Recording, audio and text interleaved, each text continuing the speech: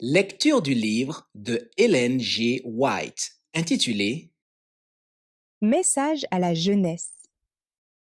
Chapitre 100. La dîme.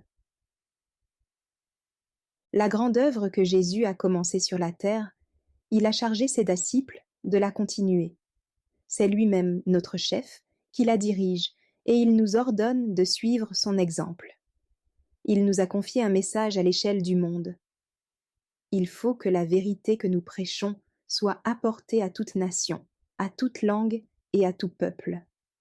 La puissance de Satan doit être combattue et vaincue par le Christ et par ses disciples. Poursuivons sur un large front la guerre contre la puissance des ténèbres.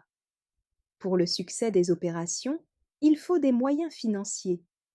Dieu ne se propose pas de nous les faire parvenir directement du ciel, mais il remet entre les mains de ses disciples l'argent qui doit être employé à cet effet.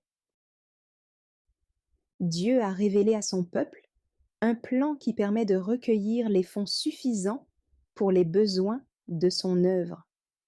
Ce plan qui est celui de la dîme est magnifique de simplicité et d'équité. Chacun peut le suivre avec foi et courage, car il est d'origine divine.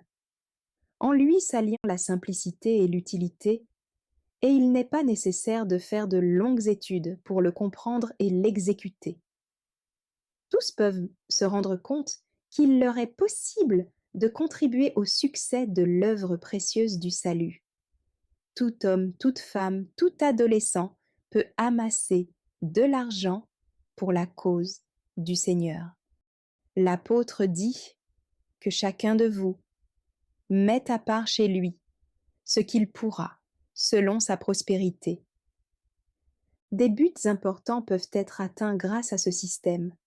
Si nous l'acceptions tous, chacun deviendrait un vigilant et fidèle intendant du Seigneur, et il n'y aurait pas de problème financier dans la grande œuvre qui consiste à faire retentir dans le monde le message d'avertissement.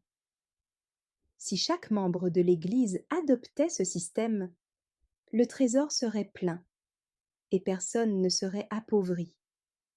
Cet investissement de nos biens nous unirait davantage à la cause de la vérité présente.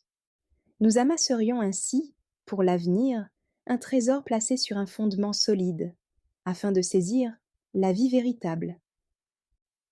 Le droit de propriété de Dieu.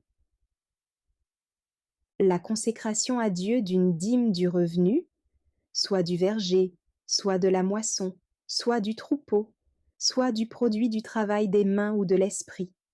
La consécration d'une seconde dîme en faveur des pauvres ou d'œuvres de bienfaisance obligeait le peuple à se souvenir que tout ce qui existe appartient à Dieu et que les hommes peuvent être les canaux par lesquels se déversent sur le monde ses bénédictions.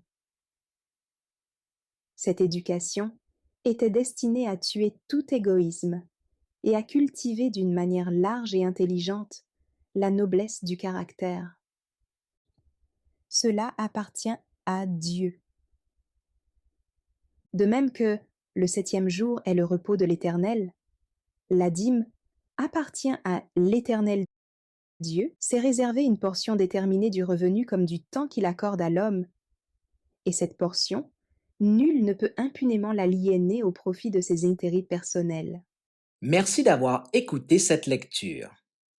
Si vous avez des questions ou des remarques sur le thème abordé, n'hésitez pas à les partager dans les commentaires et notre équipe ne manquera pas de les considérer. À bientôt sur lereste.org.